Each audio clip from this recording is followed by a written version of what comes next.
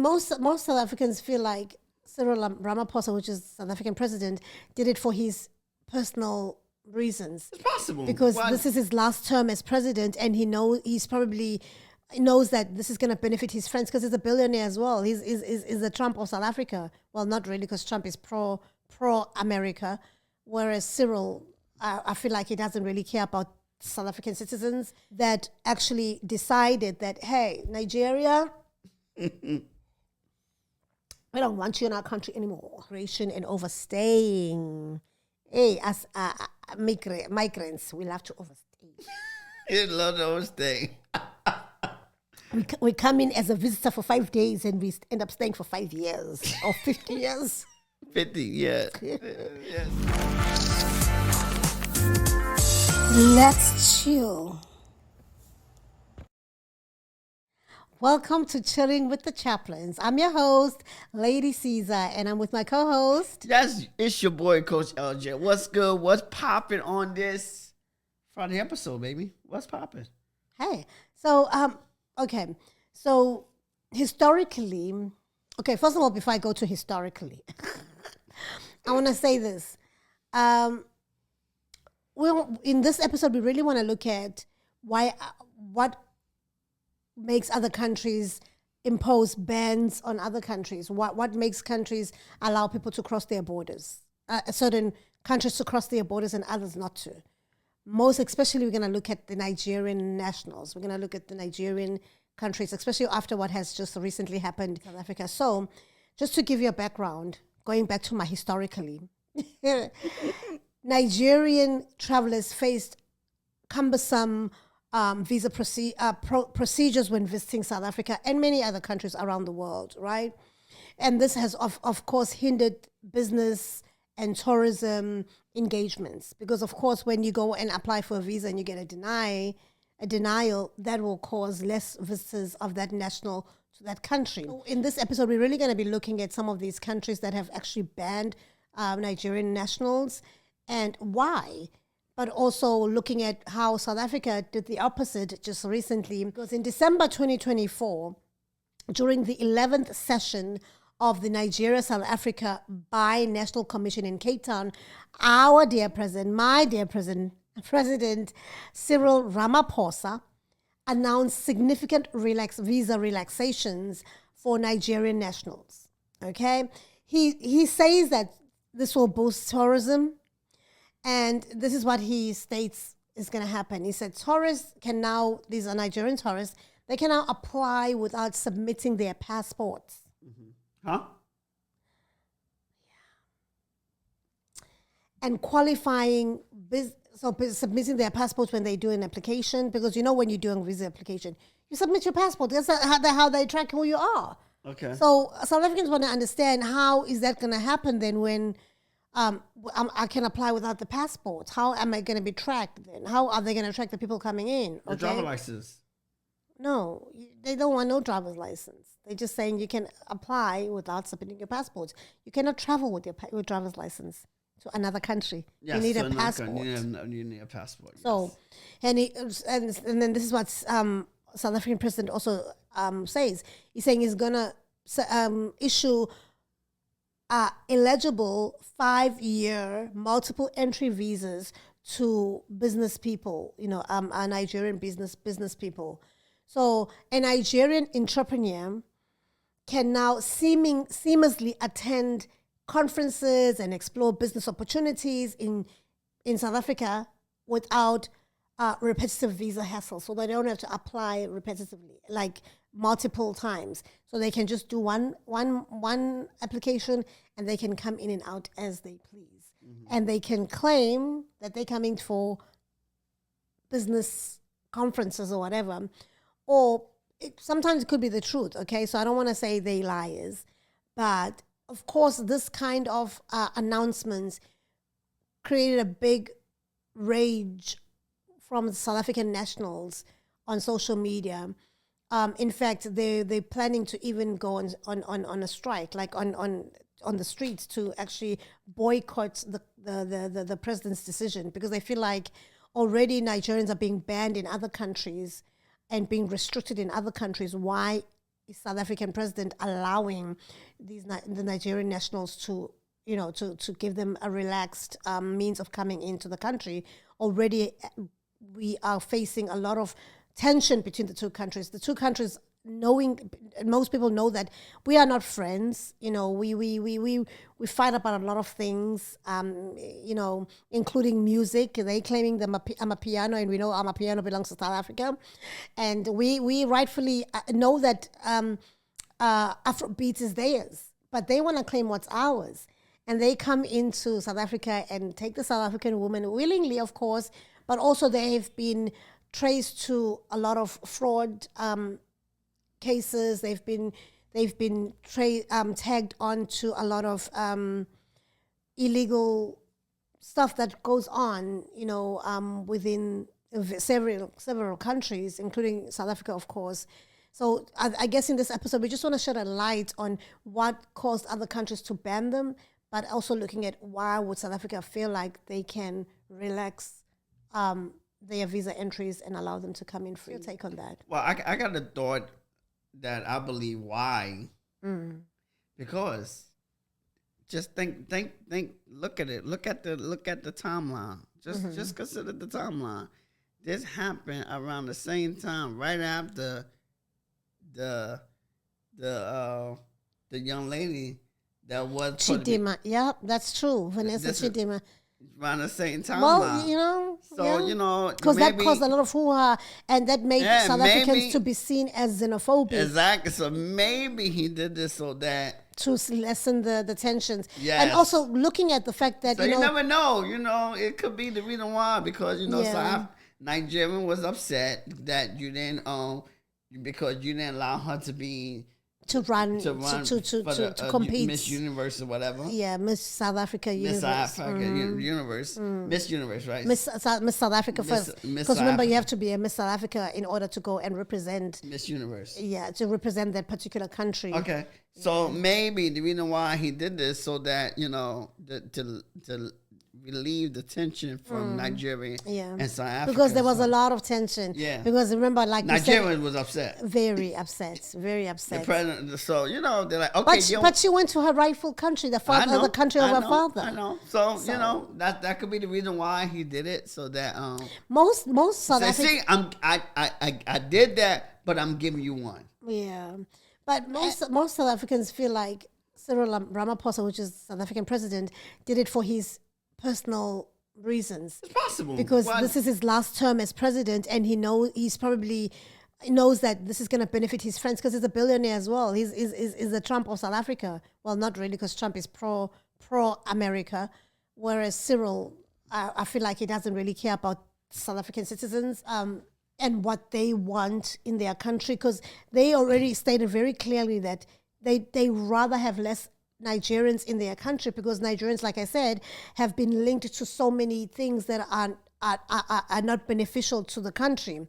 But he then goes ahead and gives the Nigerian, relaxes the visa requirements. But also remember, look at it this way. Nigeria is one of the top economic hubs in Africa. Not the, but one of the. I think it's South Africa, between South Africa, Nigeria, and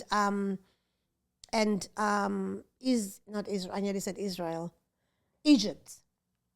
Those three countries are the ones who are fighting for first, second, and third spots. So of course you want to have a bilateral politically. You want to have a bilateral and you want to have a bilateral agreement, a mutual bilateral agreement with a country that's actually doing well economically in your continent. So political wise, it makes sense. But social wise, because there's a lot of social things that are underlining issues between South Africa and Nigeria that is causing a havoc within the South African community. So the question is, do you want to make economic decisions based on how, or rather, let me also say even economic decisions. Do you want to make decisions based on how it's going to make your billionaire friends feel and how it could potentially benefit the country, or maybe not? Or do you want to make decisions, this I'm asking the president, on how it makes the citizens feel? Because majority of citizens of South Africa don't welcome this because they feel like already we have a huge influx of Nigerians in the country, and majority of them have overstayed. They're not staying there legally. And some of them have even opted to marry in order to be able to become legal citizens of the country. And marry not for love reasons. Majority of them are marrying just because they can want the papers. And once they get those papers, they leave those South African women with children. Because they got what they want. Then they bring their Nigerian wives from Nigeria. And life continues. Well, but you know what? Who you gonna blame for that? You gotta blame Politics. the women. You gotta blame the women too. For selling their country. Yeah. You going with them, dating them or whatever. So you gotta blame the women. So it's about communication. But at the end of the day, too, we know most politicians well. At the end of the day, they care more. A lot of times they care more about their pockets and for their family than the country. But also, I mean, if you're looking at it like politically and economically, it will strengthen the diplomatic ties. Yes. Like you said, like we have so many issues with Nigeria, South Africa, and of course this is one way to stretch our hand and say, you know what, we give you one. Yeah, we did you bad in that way, but we don't hate you because we do need each other, to be honest. Yes. Because Nigeria, whether we like it or not, South Africans, they are one of the economic hubs of Africa, and they do have a lot to offer. Besides the fact that some of the bad potatoes, because it's really not the whole country. This is the honest truth. Yeah, some of the bad potatoes have painted it as this country that has so much corruption and yes, they masterminds because they're so smart. But it doesn't mean that everybody else is bad, because we do have legit good Nigerian men and Nigerian business people and even women out there. So I really try to run away from the fact that we want to paint the whole country bad. Yeah. Because Nigerians can and it's probably like 10%. Maybe even less. Yeah. And Nigerians can easily turn around and say, because South Africa is known as the hub of HIV and AIDS, turn around and say, hey, the whole country is infected with HIV and AIDS, which is not the truth. Back then, yes, South Africa in the 90s, we struggled really, really badly with HIV and AIDS, and we are actually leading in the world back then. I'm not sure now, and our HIV was one of the strongest we had one of the strongest strains, so it was killing people like flies, and yes, every country has HIV and AIDS, but we knew that South Africa was one of the top countries that was highly infected. So they can turn around and say, oh, don't tell us you're HIV infected people. You know what I mean? And of course, you don't want to be seen as a bad person. And yes, I'm expecting my Nigerian brothers and sisters to defend their country, because nobody wants their country to be seen in a bad light.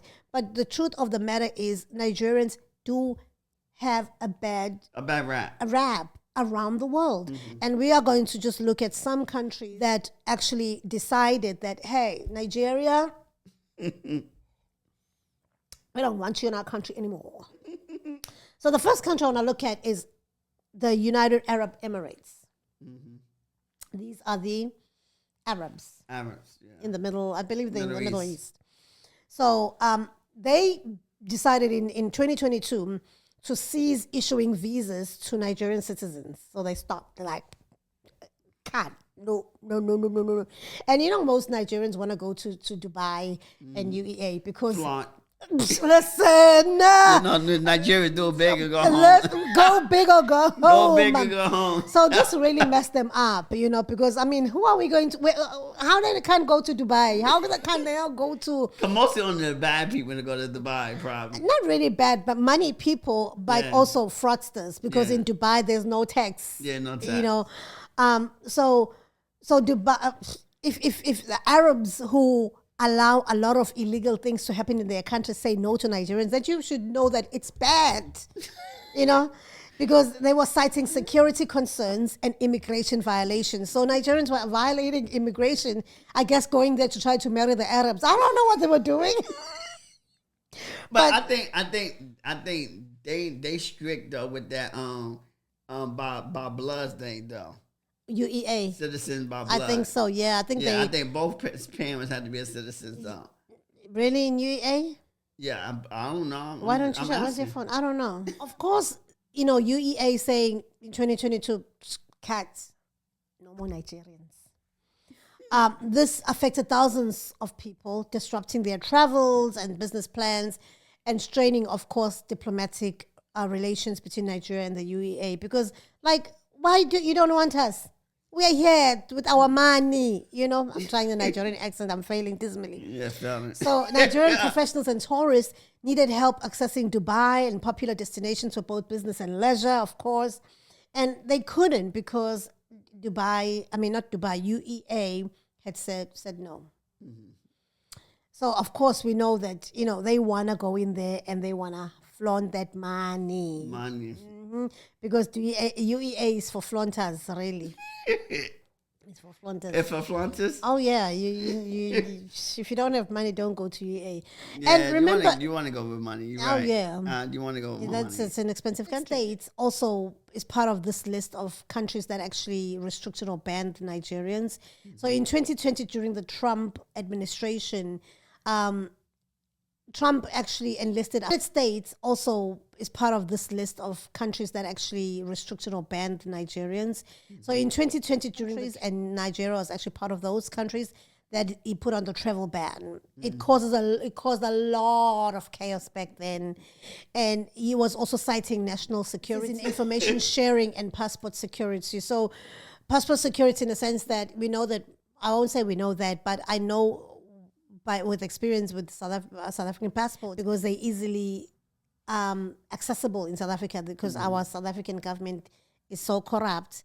Some nationals sell the passports to Nigerian nationals, and so hence South Africa has now been also restricted in other countries like Ireland, and in even the United Kingdom, where we could go into the country without even applying for visas. Now we need visas to go in that country because our passports were being misused by Nigerian nationals going in there as South Africans, and then because of that, then it caused why are South Africans doing such illegal things? And only to find when you ask that person and you hear the accent, and it's not make sure it is not a South African national, but it turns out to be a Nigerian national. But Ireland did not care because at the end of the day, they were like, well, you're giving them access to your passports and they're coming in as South Africans. So as a result, we are restricting you South Africans as well. No more. If you want to come into our country, you have to have a visa. Yes. Right. Yeah. One thing though, I was thinking in my head, I was thinking one thing about Facebook. Facebook was a blessing to them because you know what? Do you see it now a lot of times when on Facebook you get these DMs and these messages? Oh yeah. Then the what do they call them? 411. 411. Is it 411? I don't know. The ones that write letters. They say they got this huge amount of money and scams. Yeah, the scams. No, but they I love you and you look pretty. Yeah. Oh, they say it to you too? No. Oh, but okay. So I think I don't know. But they say it to you too, yes or no? No, I'm saying I look do pretty? get DMs. No, I'm a man, so no. But they can say you look handsome. They don't say look handsome, but they know they DM you or whatever. But they don't. Nigerian woman? No, it could be any woman. Are you getting DMs from Nigerian women? It could be different. I'm just asking. Are you getting DMs from Nigerian women? I got a few DMs back. What in the are they days. saying? I would like you to marry me. No. What are they saying? No. I know some ask for money. Befriend you. Yeah, befriend you. Yeah, befriend you. Yeah. But I don't get my time of day. I don't get my time of day. I don't get my time of day. But because I understand. Sometimes they come in your DMs. To maybe just like you said, befriend you and see at the end of the day. But not even that though. Even like with the pastors or whatever. Sometimes I definitely got them DMs. You want to be my my spiritual father. My spiritual father. Like, okay, bro, I don't even know you like that. I don't even know you like that. We don't have a relationship for me to be your spiritual father. Now if you want to get to know me or whatever first, and then then that's another thing. But yeah, they do that because they feel like we over here got money or whatever, and so they're like, oh yeah. And then I could always ask for donations. Yeah, always ask for a donation or whatever. You're like, okay, but I got a family to take care of. I got a ministry to run, and so yeah. So Seychelles is another country. Seychelles, we know, is number one in Africa. Country top. It's like Seychelles is like the best country in Africa. Yes. But it's not really in Africa. And it's South Africa? No, it's an island out of Africa. But Island, it's seen as an African country or African island. Okay. But ain't they brown skinned people? Yeah. Oh. They it's an island. It's like saying Hawaii is part of America. But it's an island. But in America, is it not in America? It's a state now, yes. But it's an Yeah. island. It's not in America. Oh, it's not. No. Oh, it's outside. It's outside. The only way you can get to Hawaii is through boat or plane. Yeah, you can't drive. So, okay. And Alaska is another one. Alaska, you can't drive. We're talking about Africa. I'm We're just talking about saying. Seychelles. I'm just saying you can't drive into states, even though they're a state. You can't drive through. You can't drive in the states. Seychelles also address crime and protecting tourism. Very interesting when they're saying they're protecting tourism because Nigerians are saying, hey, we're coming in to just check you out. But Seychelles imposed restrictions on Nigerian travelers due to concerns over drug trafficking, which is a major thing all over the world, Yes. and cybercrime, aiming to safeguard its tourism industry. So incidences involving fraudulent activities by some, if not all, I'm sorry, not the all part, some. Like I said, not all Nigerians are bad.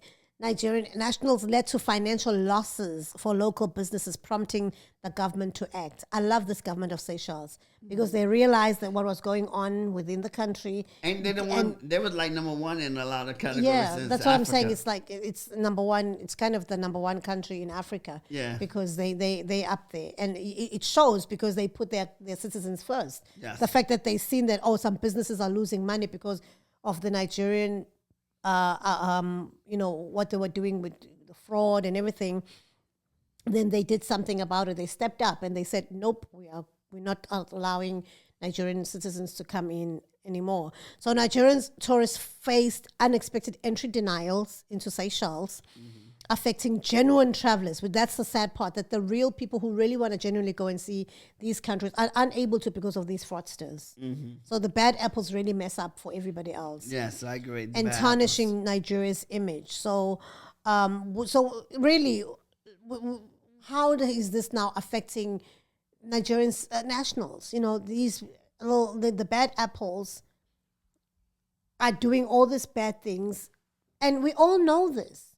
It's not even a secret. Yeah, because it happens in every country. It happens in every country, and so the countries that want to protect their citizens say, you know what, because we cannot scan the bad apples, we're just going to cause we're gonna really, if we're gonna issue you a visa, we're going to have to check. Yeah, because they know but the ones that's coming more, the reason why it had to be an America, because it's mostly majority that's coming to this country is the bad apples. And I won't say that. There's some good people too. Yeah, but every now and then you look at but it's probably 1 out of 10 people. But you look at like Nigerians. This is the honest truth. They're well-educated people. That's the right. And high achievers in a lot of things. Yes. And so I don't want to say because the high achievers and well-educated people, they're all over the world. They're all over. Right. So we can't single them out and say they're all bad. No, I'm not singling them out. I'm not saying they're all bad. I'm just saying, but the ones majority of the ones, we know why they're saying, because they feel like the majority of the ones that's coming over. Let's not say majority. Let's just say some of the ones. Well, a lot of them. So can we say a lot? But they feel like, to them, a lot. And really, that's what's being portrayed. That's what's being portrayed. Rather, let's put it this way. They cannot, like I was saying earlier, they cannot detect who's good and who's bad. Because when you're applying for that visa, you're not going to say, oh, I'm a bad guy. I'm here to do bad things. Yeah. So you don't know because, but again, what's portrayed out there, that the majority of the ones that are going to these different countries that's from Nigeria is the bad ones. Yeah. And it's like maybe springing every now and then you got the good ones that do things in the right way.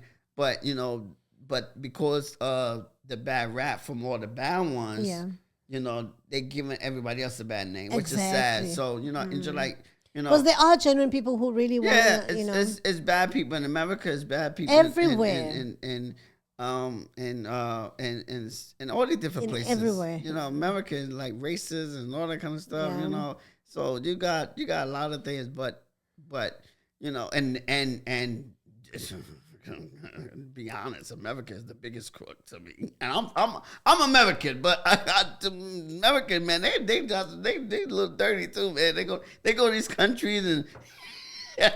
So, but not the regular citizens. no, not the regular citizens. See, that's more of like the white supremacists or the capitalists who are really trying to get something from other countries. Yes, not the regular citizens. Yeah, but we're talking here regular citizens. I know Nigerian. Yeah. So we look at another country, Malaysia. Malaysia also made it more difficult for Nigerians to obtain visas, particularly for extended visits. Although no official restriction is out there, but every time you apply, I mean, not every time, majority of the time you apply, you get denied. So you know that they actually red flagging you the minute you say you're Nigerian. Yeah. All right. You wanted to say something? No. Okay. And then, of course, Turkey was also another country that has increasingly being strict to Nigerians and not giving visas to Nigerians who are applying to come in for work and study. Turkey? Ain't Turkey one of the countries that was one of the worst? No. It wasn't? No. Okay. No, I need to go back and review the videos, episodes. Yeah. So many Nigerians claim that there were regular visa denials in Turkey, despite the fact that no formal restriction is in force. So Turkish officials raised concern about security and illegal migration, prompting tighter visa application processes for Nigerian. So they won't put it out there and make it official, but they will just show it by not issuing enough visas to Nigerian nationals. Another country is... Those are the ones I hate. Which ones? The ones that don't show it. No, but it's okay. Why not? No, I like you to be. I want you to show me. But Let me know. But listen, it's just like I hate them. I hate them people that's racism. Hate is but a strong word. Okay, dislike. I dislike those people that's racist, but you don't know they race. So here's I'd rather you tell me. I'd rather you. I see it in front of me because I know how to deal with those type of people. But here's the thing, like, it's their country; they can do what they want. You're right; they can. And like every country, they have the right to admission. So they're the ones who can say yes or no. And I don't have to give reasons why I want to let you in my house or not. It was serious. It's like letting somebody in your house. Yes. If I say no, I don't want you. I want you.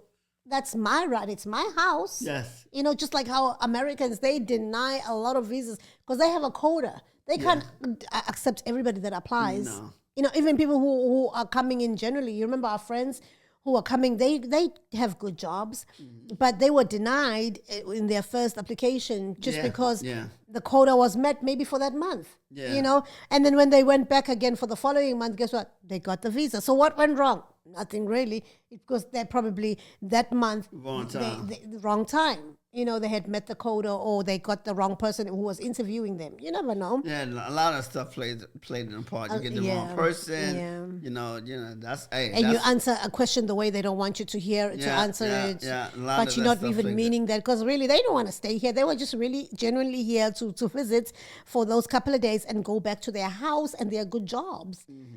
You know, they had a lot to lose. But Nigeria always is like on alert to think that everybody who wants, not Nigeria, I'm sorry, America is always on alert to think that everybody who wants to come here wants to stay.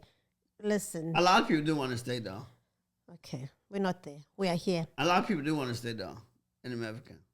A lot of people do want to stay. We're not going to say a lot. We'll say a lot. A lot of people want to stay. Okay, I don't know why.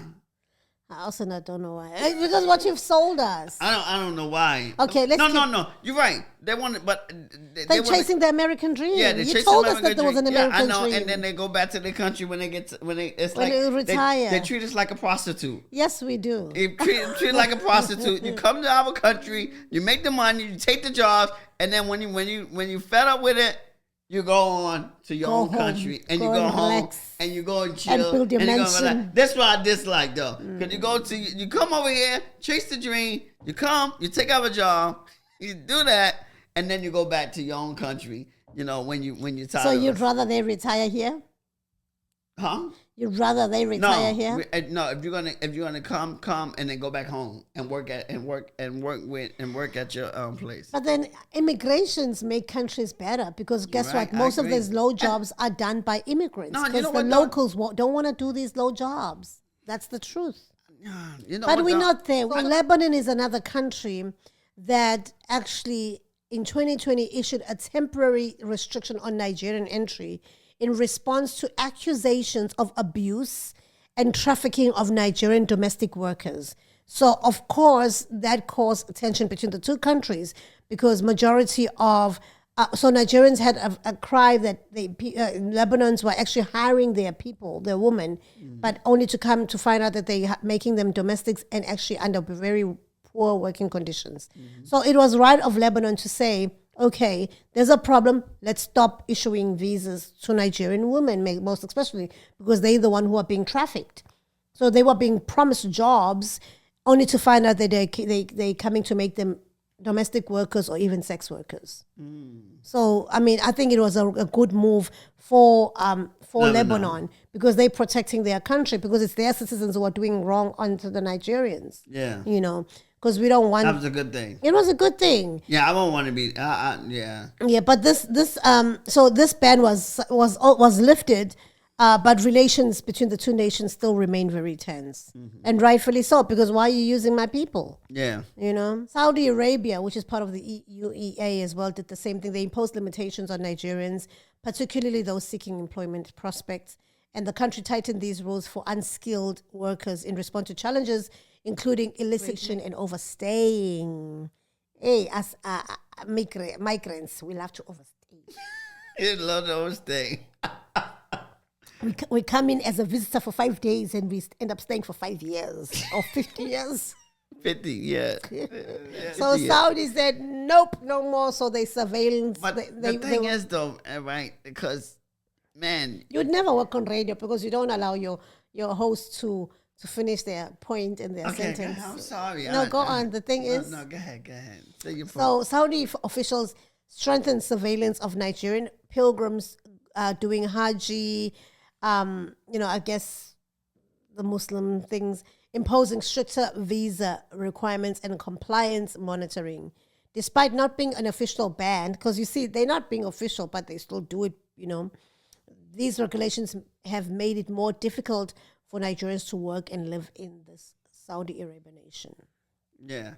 Yeah, what I was going to say, is to go back to the last point, because you passed that point already, what I was going to talk about, but you were talking about how we love to overstay. Yeah. Not we, because you are American and you're in the country. But migrants love to overstay.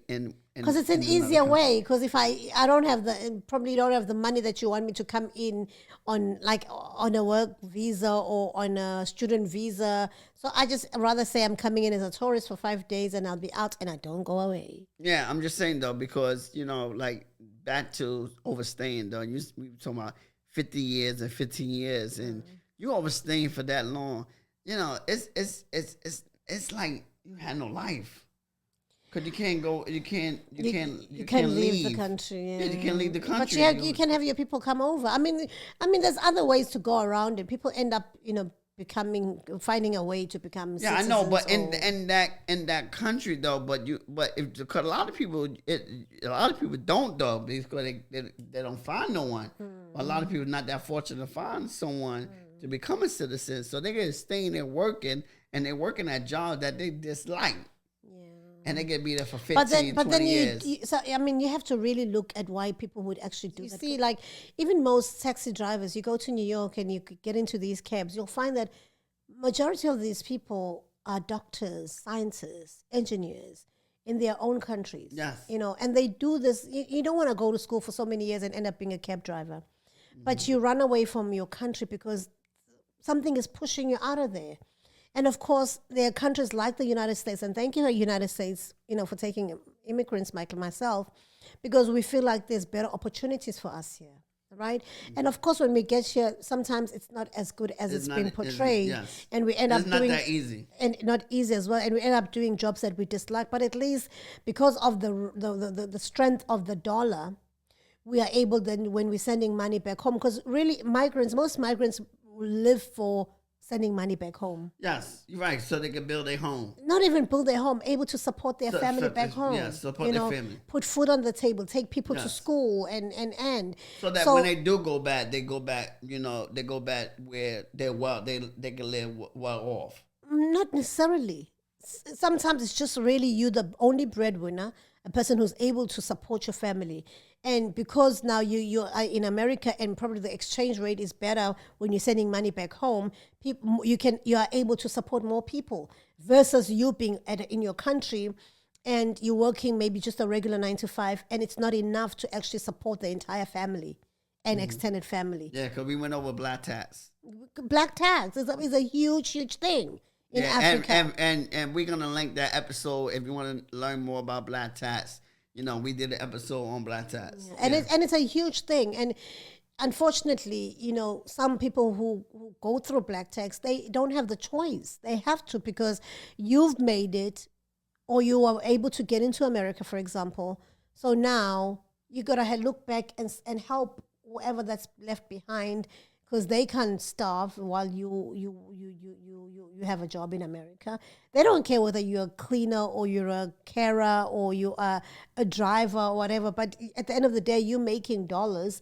And so the expectation is look behind you and also support and assist the family, So I really cannot blame migrants as a migrant myself to say, why are you overstaying in a certain country? Sometimes it's circumstances that pushed you to leave your own country to go to that country. Because trust and believe, home is home. I don't care how bad it is.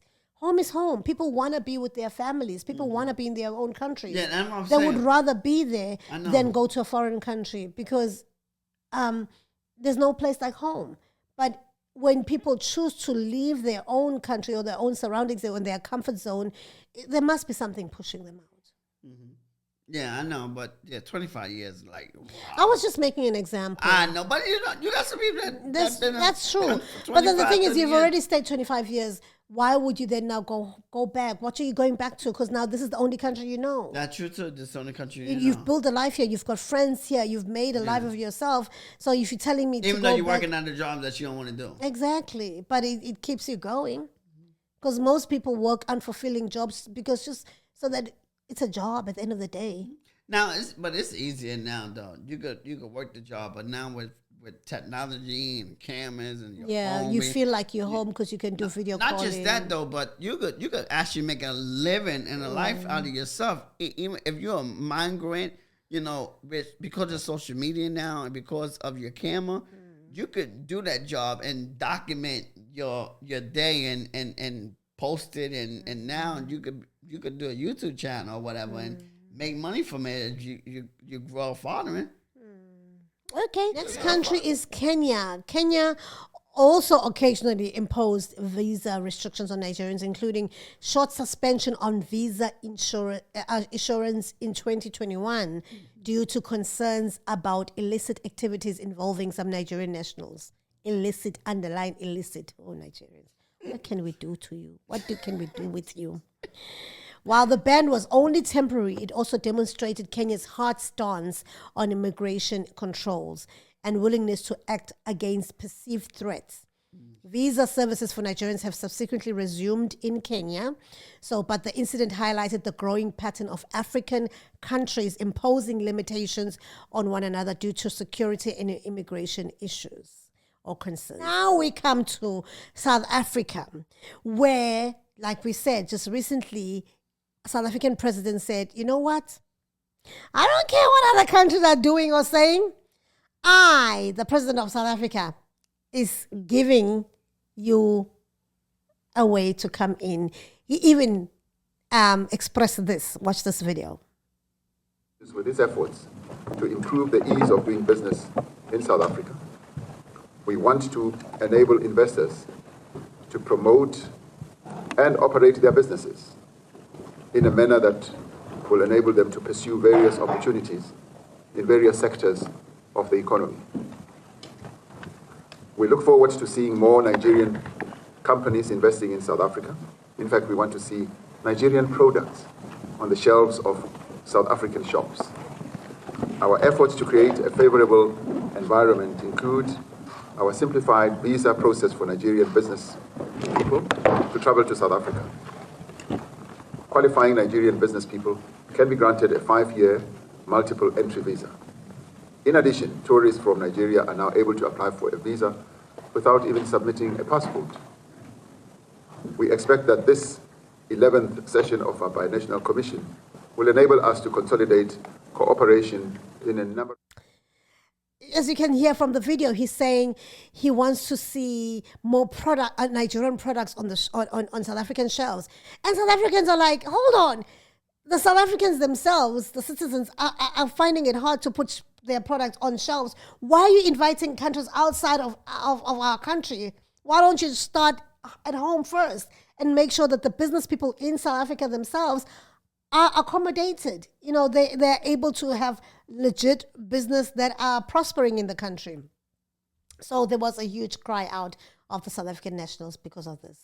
What's your thoughts on that as we close? Hey, way to go, Nigerian. You know, hey, to get the car. Hey, you know what? We all need opportunity. I feel like, you know what? Sometimes we need this uncomfortable, you know, or we need this adversity to push us to go harder. You know, sometimes because a lot of times we get lazy, a lot of times we get lax, a lot of times we feel like, you know what, everything's all good, and because, you know, it looks good and we feel like we got it going on, we got it going and whatever. And so, you know, sometimes we need a little push to get the ball rolling. What are they doing that I'm not doing, that I can do to get my product on shelves? What I'm doing, and then you know, you learn from, you know, I think it's a lesson in everything. Because there's red tape and there's restrictions. Like, they're not making it easy. You think if I open a business that of products, I don't want my stuff to be on shelves? Of course I do.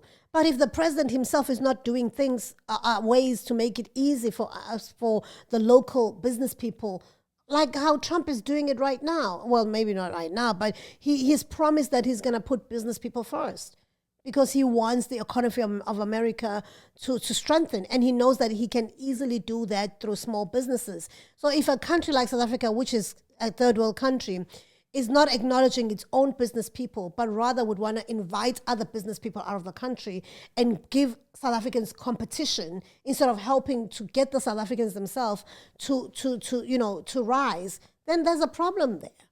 Because now you're taking away... You see it as a problem. Somebody else sees it as a blessing. Or an opportunity. That's correct. So, you know, hey, what can I say?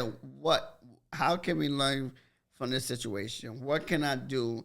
Yes, it's a lot of red tape. That's business for you. You know, you're gonna being an African American male. You know, there's a lot of red tape in America if you're an African American man. You know, when starting a business, you know, it's hard for African American man to get loans. You know, it's hard for African American man to get a home. It's hard for African American man to get insurance. Why? Because, you know, they red flag us. A risk. Yeah, they're gonna red flag us. They're not gonna give us loans. So what? You gonna cry about? No. What we gotta find another way. We gotta find another way to get what we want. So, you know, the right way. Find another way to get what we want the right way. And sometimes to find another way, okay, you know what? Maybe I gotta make my own money. Maybe I gotta do it this way. Because I can't go to the bank because the bank gonna give me a hard time. I can have good credit. I can have a good job and still get the. So what we do in this situation? We gonna cry about it? No, we have a dream. We have a purpose. We have this ambitions, and so we just find another way to get to get. It might taste longer, but you know you find another different. Well, situation. as we're talking about passports and restrictions, in conclusion, we want to say understanding the reasons behind travel bans and restrictions on Nigerians reveal intricate balance between national security, immigration control, and international relations. So addressing these issues through diplomatic efforts, policy reforms, and international cooperation is essential in promoting global mobility and mutual trust. So we know that they're not just being banned just because they don't like them, but there's underlying issues that are causing these bans and restrictions to them. So the question is, as we close, how can nations collaborate to ensure security without hindering global mobility?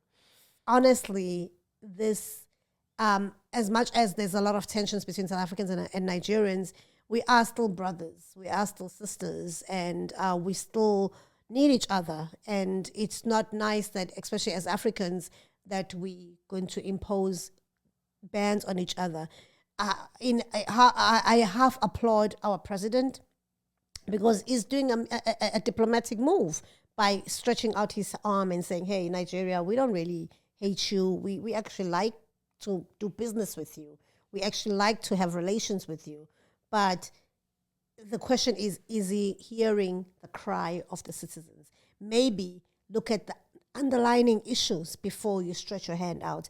Try and make means to correct those. Of course, they're not going to be corrected in one day, or in 1 year, or in one term, a presidential term, but at least show the citizens that you are doing something to correct what's causing them to cry out and say, hey, give it to any other country, but not this one. Yeah, I think, you know, all African countries, you know, need to band together, you know, because in Africa we have so many different resources, and if each country is fighting among one another, then you're missing the purpose.